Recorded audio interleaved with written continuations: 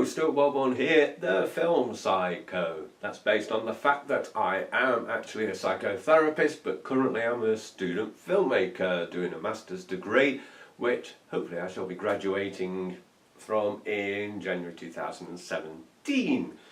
This vlog I'm going to be talking about the importance of feeding your cast and crew. But first, as always, I'm going to give an update on my current project, which is an adaptation of H.P. Lovecraft's The Terrible Old Man. This is going to be my final piece for my master's degree.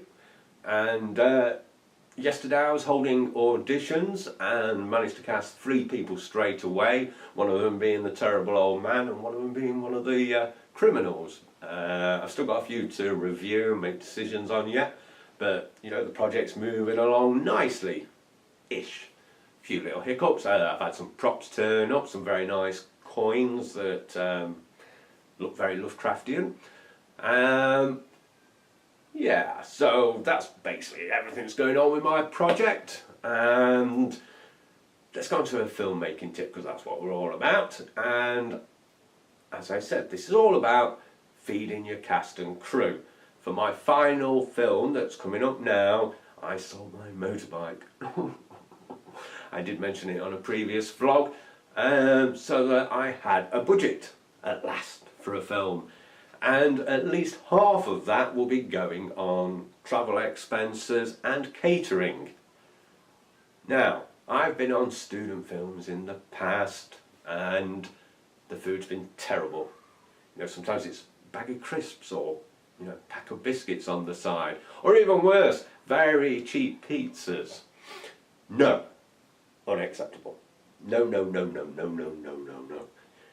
If you're going to make your film, you've got to feed your cast and crew correctly, and that means real food, something with high energy, because you want to keep your cast and crew energized so that they're performing at their best. Because if they just had some, a chocolate bar or something, they're going to be hyper energetic for so long, and then they'll have a carb crash, and then you're not going to get the performances you want, and people start getting a bit pissed off with it. So it's in your interest really to make sure that you've got decent food for your cast and crew.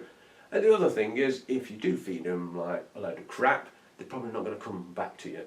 Whereas if you feed them well, they may even get over the fact that you can't cover travel expenses. I mean, this will be the first time I can cover expenses to a certain degree. I haven't got that much spare money, but I always feed my cast and crew well, so that they go, well, yeah, we got some showreel material, and he fed us well, it was a good experience, so yeah, I'd work for him again.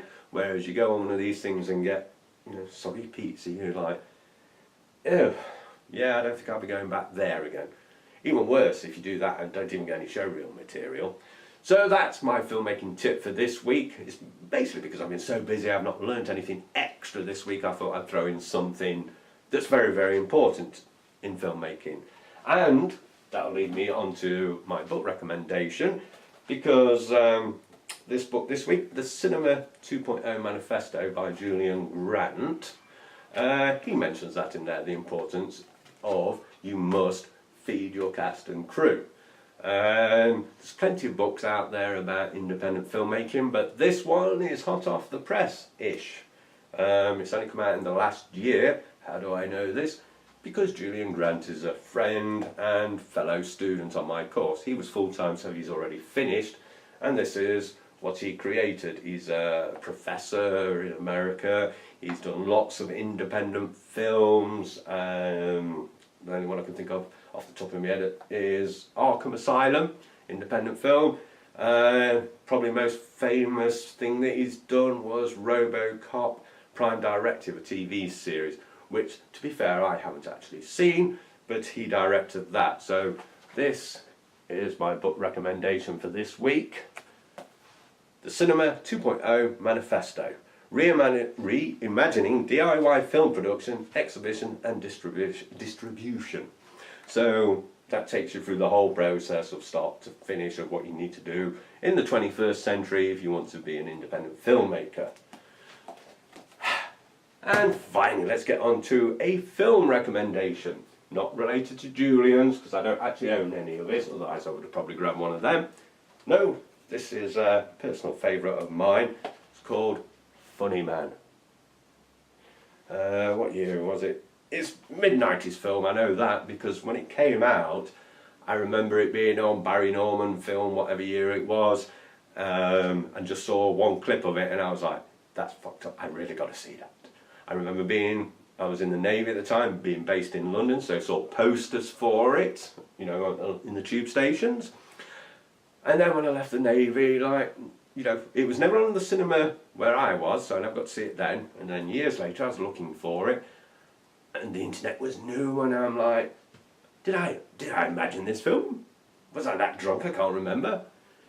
And then eventually I managed to get a copy from America a few years ago, well, probably 10 years ago now, and that was slightly edited until I got this version a couple of years ago. It's got lots of extras.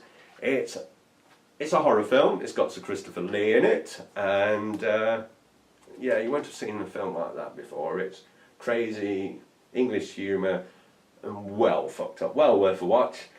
And yeah, so that's my film recommendation for this week. And as I'm coming to the end of my vlog, all I'm going to say now is, if you like what I've been doing so far with these vlogs and you want to be kept abreast of when these videos are coming out, so you know straight away that there's a new video from the film Psycho, then please click subscribe below. That's it for this week, and I'll be back next week. Thank you.